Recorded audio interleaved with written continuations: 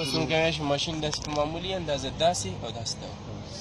صحیح ده دې سکرولو پاسه سپایم درته ووایي چې دې پاسه ماشین خلاصه کېږي ودرېږي ښه دې خوا راشي دغلته ګورئ تاسې یو زاویه وینئ دلته زاویه ده دغه زاویه چې د دې پاسه موږ کولی شو چې افقي زاویه د ځمکې پیدا کړي زیاتره وخت موږ کولی چې په خط اندازي کې څوک په لیول ماشین په واسطه خط اندازي کې څوک ټوټل سټیشن په واسطه خط اندازي خو پېژنئ د لیول ماشین په واسطه تاسې هم خط اندازي کولی شئ د هغه چې مستطیلي شکل ولري یا مربع شکل ولري د نور هم کولی شئ دلته هغه څنګه کوي صرف لږ معمولي شارټکټ تشریح درته کوم ښه مثلا زما زاویه صفر شو ورته وګورئ صحیح ده کله چې تاسو لیول ماشین والته سیټ پکوئ دا زاویه به یې لږه چک کړئ اول نه چې چک هم کړه دغه زاویه نه دا به صفر کوي اوس دا زاویه تاسو سر صفر شوه په خپل سمت هم دا ودرولی دی که چېرته کېدی شي بیا زاویه چینج کړئ هلته مثلا دغه اوس چې ما وران لګولی زه خو داسې خپل یو سمت نشم راوړی که نه زما سمت دا دی مسیر مې دا وټاکل شو زه به زاویه دې خوا کوم صحیح ده خپل مسیر دلته مې دا څو کړه 320 کړه صحیح ده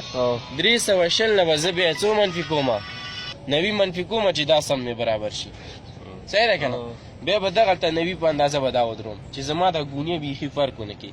دلته به د شاقل په واسطه یو دغه خوشي کوي لاندې نقطه ته به سیم ټک وکړئ دا هم چې ټک وکړله دې اندازه ډسټنس به دا هم معلوم کوي دا غونډ ډسټنس وا به د دې ځای نه به رجال ته تېره کوي بیا به د دې ډسټنس معلوم کوي دې سره به هم رجال دا دواړه به تاسو داسې د ګونیا په شکل لای شي بیا هم د ګونیا د چک کول لپاره چې چارټ باندې مثال سره استفاده کولی شي هغې دپاره هم د استعمال موږ راځو اوس راډیډینګ ته راډیډینګ څنګه کوو صحیح ده راډیډینګ څنګه راواله دا چې مثال فرض وکړم دلته چې د صفر درجې شو چې د هر طرف راوړو چې په هغې طرف به 320 کې مواړه په 90 درجې بېرته بیا منفي کېږي خو دلته خو 320 دې په راشولو اخوا چې یعنې موږ په صفر دې خوا درولو اخوا مې کم او زیات که دا ته خپله پته لګي چې دې خوا ځم که دې خوا صحیح ده ها راډیډینګ څنګه کوو زیاتره وخت ځینې راډونه 15 متره دي ځینې 6 متره دي صحیح ده فکر کوم دا 6 متره دی 15 متره دی 15 متره دی د راډیډینګ دپاره موږ څه کوو تاسې اول دلته دغه تخمه باید وګورئ دا د ښکاري دا زیات دا د 1 متر معنا ورکوي اندې ځای پورې 1 متر شو 12 دي صحیح نور بیا 2 متر ته رسېږي کله مو چې راډیډینګ راواغست دغې نقطې ته ځیر شئ دا زیړ خط دا زیړ اخري فاینله پورې که نه دا نه لري زیاتره دا نه لري دا ډېره کمو کې راځي دغه اړخ ګورئ دلته چې 99 ته 90 دغه لیکي دا نه لري دې ته باید تاسو سیټ شئ دا باید وګورئ کله مو چې دا ولیده په دې ځای د دې ځای پورې 1 متر زما شو 1 متر معنا د ده نه پورته بیا زه څه کوم اوس راشئ د دې ځای پورې ستا څه شو ولولئ زر کوئ 10 سانتي شو دې ځای 1.1 تاسې باید د یو نه دې خوا چې اشارې ورکړئ 3 عدده ورکړئ 3 عدده د دې ځای نه تر دې ځای پورې څو دی 15 ملي یا نیم سانتي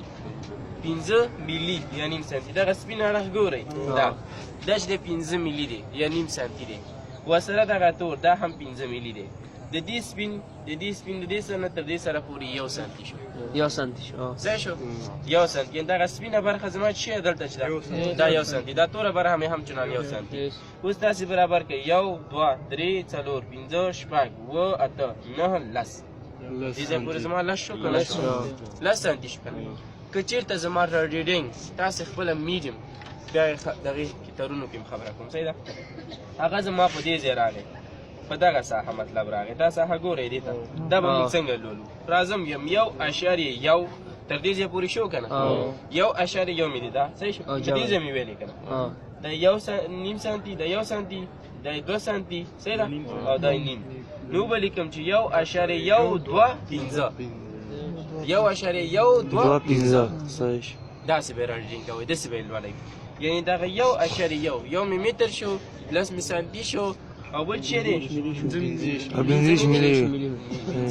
شو 2 مې شو هغه ډیسي متر شو بل 15 ملي شو سانتي او ملي صحیح ده نو دا په دې سیستم لولئ مطلب دلته راغی دې ځای کې بیا څنګه لولئ یا ځینې وخت مطلب دا کیوزي لاندې تاسې خپله دې ځای کې لیولینګ کوئ یو ځای چې د هغه فیلینګ وغواړي